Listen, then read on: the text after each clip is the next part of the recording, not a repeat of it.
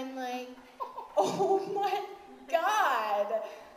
I'm just like standing there in my mini dress, and I'm like, oh my God. And it's at that time that I become cognizant of other sounds around me.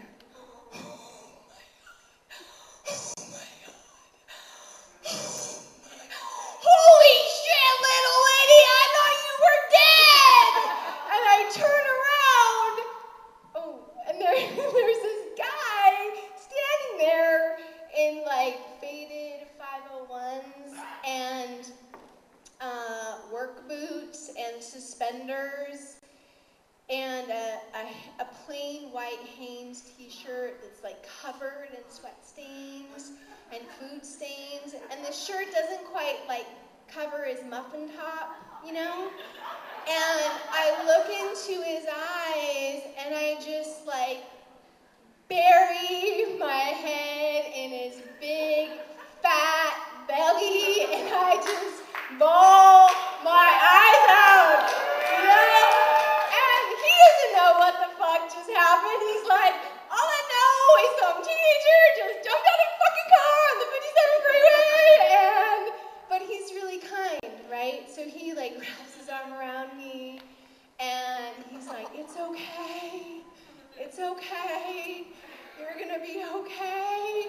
And, you know, some other people who like witnessed this bizarre scenario stop and they're like, do you need an ambulance? And I'm like, no, I'm fine. And they're like, you're not fine.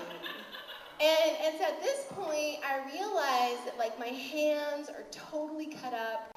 I have like road burn. I have asphalt like stuck in my knees, and blood is dripping from my knees into the leather bed of my Birkenstocks. And so some conversation goes on, and it's decided that they won't call the police or the ambulance, they're just gonna call a tow truck. And I don't really have time to go into the second chapter of my misadventure, which involves dealing with Tweaky, the chain-smoking tow truck driver, except for to say that in order to avoid writing an accident report, which I seriously wanted to avoid because by this time I've had 8 car accidents, only half were my fault. And so he's like, well, I'll just drive the car off the hillside. And this seems really reasonable to me until I realized that by drive he means reenact a scene from the Dukes of Hazzard in my parents' Cadillacs in Annabelle. So he crawls up the hill and he gets in the car and he like drives the Cadillac off the hillside at like 40 miles an hour, and like dust and dirt is flying everywhere, and as it hits the pavement, it like gets air and like does a few of those like bumpy things that happens in the movies, and then it like screeches to a halt in front of me, and I'm like, oh my God. And so fast forward, I decide that after getting gas, I seriously needed some familial love. And so, lucky for me, my aunt happened to live sort of like geographically in between my boyfriend's house whence I was coming to the pot dealer's house whence I was going. And so, I decided I'm just gonna go to my aunt's house because I'm like in shock right now. And so I get to her house, and in our family we sort of have an open door policy, so I open the door and she's like, hey Squirt, how's it going? Because that was like one of her nicknames for me, Squirt. And I'm like, tears are just streaming down my face, and I'm like, oh, fine, just a typical day in the life of Heather Heater, because I'm so full of self-pity at this point.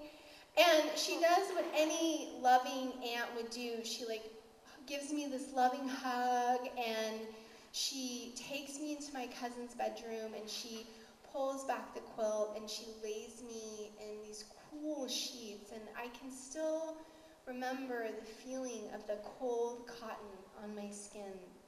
And she dresses my wounds.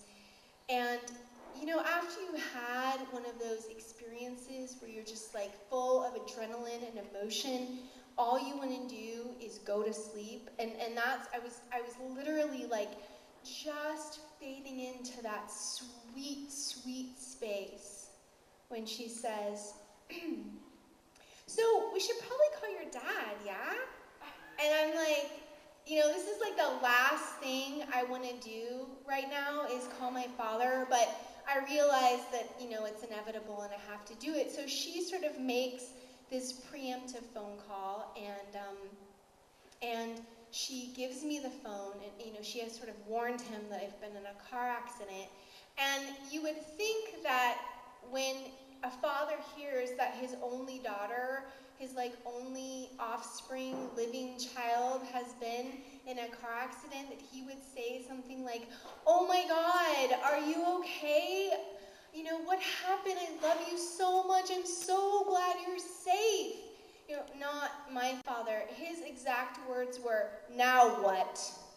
And so with incredible trepidation, I tell him, you know, my whole story, minus the errand to buy pot. And you know, I tell it in excruciating detail because I really remember everything a lot more then. And he, after the end of my tale, he takes this really, really deep breath and lets out this incredible sigh that's very sort of paternalistic, and it's really filled with a lot of like love and like loathing for my stupidity. And he just says, "Heather,